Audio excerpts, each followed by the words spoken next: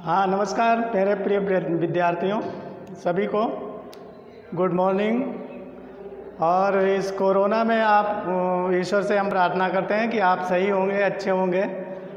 साखी नामक पाठ चल रहा था काव्यांजलि का, और साखी नामक पाठ में हमने दो दोहे आपको पढ़ाए थे और उनके बारे में हमने आपको जानकारी भी दी थी। हमें उम्मीद है कि आपने व्याख्या की होगी, और नहीं की भी होगी तो आप कर लेंगे, ये उम्मीद भी करते हैं। क्योंकि आप पढ़ाई पर इस समय ध्यान नहीं दे रहे हैं, क्योंकि आपको लगता है कि हाई स्कूल तो हमारा हो चुका है, फर्स्ट ईयर में पहुंचेंगे तो फर्स्ट ईयर में इतनी हमें ज़रूरत नहीं पड़ेगी। लेकिन मज़ा तो तब है जब आप हर क्लास को अच्छे से पढ़ें। और हिंदी तो इतनी बढ़िया है कि जिसका मतलब आनंद ही अलग है। दोहा देखिए, दोहे कितने अच्छे होते हैं। दोहे में आप अगर जो हिंदी नहीं पढ़ते हैं तो समझ लो किसी भी सब्जेक्ट में आपको इंटरेस्ट नहीं है। आप हिंदी को अच्छे से पढ़ें, भावुकता के साथ पढ़ें, आपको अच्छा लगेगा। तो दो दोहे हमने आपको पढ़ाए थे, उसके बारे में संदर्भ भी बताया था। संदर्भ ये था कि प्रस्तुत दोहा हमारी पाठ्य पुस्तक काव्यांजलि के साखी नामक पाठ से अवतरित हुआ है। इसके रचयिता भक्तिकाल के महान कवि कबीरदास जी हैं। इनकी भाषा के बारे में हम आपको बता दें, सदुक्कड़ी भाषा थी। सदुक्कड़ी भाषा वह भाषा थी, ये एक जगह पर टिक कर नहीं रहे। पहले बनारस में रहे, फिर जहाँ गए पंजाब साइड में भी गए, कई जगह गए। तो जहाँ जहाँ गए वहाँ इनके एक तरीके से वाणी में क्या हो गया कि वो भाषाएं मिक्स होती गईं। तो इनकी भाषा को पंचमेल खिचड़ी भी कहते हैं। जैसे पंचमेल खिचड़ी नहीं, तहरी नहीं, जैसे इसमें आलू टमाटर और ये सब चीज़ें डाली जाती हैं, 5-6 चीज़ें डाली जाती हैं तो खिचड़ी बनती है। वैसे इनकी भाषा भी खिचड़ी है। तो कुछ भाषा के शब्द ऐसे हैं जिनको समझने में बड़ा प्रॉब्लम होती है, परेशानी होती है, लेकिन हम आपको उसको बड़ा ही सरल तरीके से समझाएंगे। तो अगला दोहा, और एक चीज़ और बता दें आपको कि पूरा पाठ जो साखी है उसमें बहुत सारे दोहे हैं। तो कुछ दोहे 30% सिलेबस कम किया गया है इस बार, तो उसमें क्या है, कुछ दोहे हटा दिए गए। अब हटा दिए गए तो जो मेन दोहे हैं, जो मुख्य दोहे हैं, वही आपको पढ़ाए जाएंगे। तो उसमें अब आपको लग रहा होगा कि किताब में तो सर जी छोड़ के पढ़ा रहे हैं। छोड़ के नहीं पढ़ा रहे हैं, ये सिलेबस जो है अभी आपको मिलेगा। सिलेबस में आपको बताया जाएगा 30% सिलेबस यूपी सरकार ने मोहर लगा दी है, तो वही चलेगा यूपी बोर्ड में। अब एक बात और समझ लो कि आप व्याख्या कर रहे होंगे, हम ऐसी उम्मीद करते हैं। और अगर जो आप नहीं कर रहे हैं तब भी आपको व्याख्या करनी चाहिए। आपको ये लगता होगा कि हम हाई स्कूल पास कर लिया, हमने झंडा ऊंचा कर लिया। झंडा ऊंचा अभी आपने नहीं किया है, आप अभी अच्छा करने जा रहे हैं। अभी झंडा ऊंचा तब होगा जब आप झंडा ऊंचा रहे हमारा गीत गाएंगे। कहने का मतलब ये है। तो दोहा क्या है, तो अगले दोहे पर पहुंचते हैं। अगला दोहा है, पहले तो हमने पढ़ाए थे जो दोहे हैं उससे तीसरा दोहा ये समझ लो, मतलब 2 दोहे पढ़ाए थे, तीसरा दोहा है। तो इसमें है, चिंता तो हरिनाव की और न चिंता दास। चिंता तो हरिनाव की और न चिंता दास, जो कुछ चितवे राम बिन सोए काल के पास। सोए काल के पास, चिंता तो हरिनाव की और न चिंता दास, जो कुछ चितवे राम बिन सोए काल के पास। कबीरदास जी कहते हैं कि जो ईश्वर का अनन्य भक्त होता है उसे चिंता सिर्फ हरि नाव, मतलब नाव नदी में चलने वाली नाव नहीं, नाम, इस नाम मतलब किसी का नाम। कहने का मतलब है कि एक अच्छा ईश्वर का भक्त जो संपूर्ण तरीके से, पूरी तरीके से भगवान के प्रति समर्पित होता है, उसके प्रति अपनी आस्था रखता है, उसके प्रति अपनी भक्ति रखता है, उसको सिर्फ और सिर्फ भगवान के स्मरण करने की, उसके नाम लेने की चिंता होती है, और किसी बात की चिंता नहीं होती है। चिंता तो हरि नाम की और न चिंता दास, मतलब सांसारिक चिंता नहीं होती है। उसके लिए कोरोना आ गया कोई मतलब नहीं, वो जानता है भगवान हमारे साथ है। कोरोना आ जाए मैं उसके साथ हूँ, भगवान मेरे साथ है, मैं भगवान के साथ हूँ। तो कोरोना जैसी बीमारियाँ या अन्य कोई बीमारियाँ या अन्य कोई भौतिक सांसारिक परेशानियाँ हमें कुछ नहीं कर सकती हैं। तो उसे सिर्फ चिंता किस बात की होती है? चिंता सिर्फ इस बात की होती है कि मैं किस तरीके से भगवान का भजन कर सकूं। चिंता तो हरिनाव, नाव का मतलब नाव ना समझ लेना नदी में चलने वाली।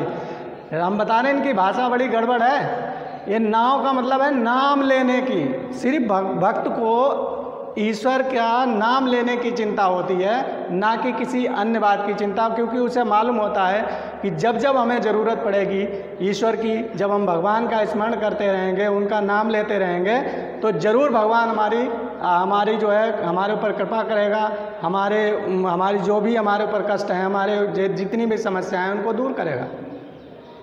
भक्ति से जब भी आप भगवान का स्मरण करते हैं तो आपको भगवान जरूर आपके ऊपर कृपा करते हैं। कई ऐसे उदाहरण आपने देखे होंगे, कई ऐसे उदाहरण दिए गए हों, भगवान ने जरूर भगवान ने अपने भक्त की कृपा, उस पर कृपा जरूर की है। तो कहते हैं कि चिंता तो हरिनाम की और न चिंता दास, जो कुछ चितबे राम बिन सोए काल के पास। राम का मतलब है परमात्मा के बिना। जो कुछ चितबे का मतलब है जो कुछ भी दिखाई देता है, जो कुछ भी दिखाई देता है वही किसके पास है? काल के पास, अर्थात मृत्यु के पास। अंत उसी का होता है जो भगवान से दूर हो जाता है, ईश्वर से दूर हो जाता है, राम से दूर हो जाता है। राम का मतलब है परमात्मा से। परमात्मा से जो दूर हो जाता है वही जो है क्या हो जाता है? मृत्यु के समीप पहुंच जाता है। तो जो ईश्वर के समीप बना रहता है उसका काल भी कुछ नहीं कर सकता, उसका मृत्यु भी कुछ नहीं कर सकती है। तो व्याख्या आपको कैसे करनी है? व्याख्या करनी है कि कबीरदास जी कहते हैं कि एक सच्चे ईश्वर की उपासक को सिर्फ भगवान के नाम की स्मरण करने की ही चिंता होती है और किसी बात की चिंता नहीं होती है। उसे और किसी बात की चिंता नहीं होती, सांसारिक चिंता नहीं होती है, सांसारिक भय नहीं होता, क्योंकि उसे पता है कि अगर जो हम राम से या भगवान से या ईश्वर से दूर हुए तो सिर्फ और सिर्फ हमारी मृत्यु ही होगी, हमारा अंत ही होगा और कुछ नहीं होगा। क्योंकि जो भगवान से दूर हो जाता है उसको कष्ट के अलावा और कुछ भी नहीं होता। तो ये पहले दोहे का अर्थ है। दूसरा दोहा है, इसमें तू करता तू भया, मुझ में रही न हूँ, बारी फेरी बल गई, जित देखूं तित तू करता मतलब मैं तेरा नाम लेते लेते। कबीरदास जी कहते हैं कि भगवान का नाम लेते लेते मैं भगवान के जैसा ही हो गया। अब मुझ में रही ना हूँ का मतलब क्या है? मेरे अंदर अहंकार खत्म हो गया, अर्थात मैं पूरी तरीके से ईश्वर के जैसा ही हो गया। ये बात सत्य है कि आप अगर जो भगवान के समीप रहें, भगवान का नाम लेते रहें, भगवान के आचरणों, जैसे कई ऐसे भगवान राम हैं, श्री कृष्ण भगवान हैं, यानी कितने ऐसे ईश्वर हमारे सनातन धर्म में बताए गए हैं। इन सनातन धर्म के ईश्वरों के बारे में जाने कितने बारे इन्होंने उदाहरण दिया है हम लोगों को। ये बताया भगवान राम ने मर्यादा पुरुषोत्तम भगवान श्री राम उन्हें बोला जाता है, उन्होंने बताया कि किस तरीके से धर्म का पालन करना चाहिए। तो इनके नाम का स्मरण करते करते इनके जैसे ही बन जाना ही कहा जाता है कि तेरा नाम लेते लेते मैं तेरे जैसा ही हो गया। अब मेरे अंदर जो अहंकार था, अर्थात मैं अपने आप को जो समझ रहा था, वो सब समाप्त हो गया। मुझ में रही न हूँ और बारी फेरी बल गई, जित देखो तित तू। अर्थात जब इस संसार पर कष्ट आता है, जब इस संसार का मिटने का समय आता है, तब सिर्फ ईश्वर ही दिखाई देता है। ये मनुष्य को याद रखना चाहिए। कबीरदास जी कहते हैं जब तक उसके अंदर घमंड रहता है तब तक तो वो ईश्वर को नहीं मानता है, वो समझता है कि मैं ही सब कुछ हूँ। लेकिन एक बात बता दें कि जब पूरा संसार मिटने की कगार पर होता है तो ईश्वर के अलावा और कोई दिखाई नहीं पड़ता है। कष्ट के समय सिर्फ ईश्वर दिखाई पड़ता है। तो कहता है कि मैं भगवान, इसकी व्याख्या आप लोग कैसे लिखेंगे? कबीरदास जी कहते हैं कि मैं आपका परमात्मा के लिए कहते हैं कि हे परमात्मा, मैं आपके नाम का स्मरण करते करते मैं तेरे जैसा ही हो गया और अब मेरे अंदर सारा घमंड, सारा अहंकार, जितना जो कुछ भी था वो सब समाप्त हो गया। क्योंकि मुझे पता है जब इस संसार का अंत होगा तो तुम्हारे अलावा और कोई दिखाई नहीं पड़ेगा। 4 लाइनों की व्याख्या है, आप जरूर करेंगे। संदर्भ भी बहुत अच्छा हम बता चुके हैं आपको। प्रसंग में यही बताना है आपको, प्रसंग में लिखना है, दोनों का प्रसंग यही रहेगा। कबीरदास जी ने यहाँ पर परमात्मा के गुणों का वर्णन किया है, अर्थात परमात्मा की महिमा का वर्णन करते हुए कहा है। अब आपको हम दोहे की लय बताते हैं इसकी, अगर जो आपको लगे इसको कैसे पढ़ेंगे तो आप तो दोहे पढ़ते रहते हैं और अगर सुनना है तो बताओ इसकी लय हम आपको एक बार बता दें। अगर जो आपको लगता है तो कैसे पढ़ेंगे इसको? चिंता तो हरि नाम की और न चिंता दास,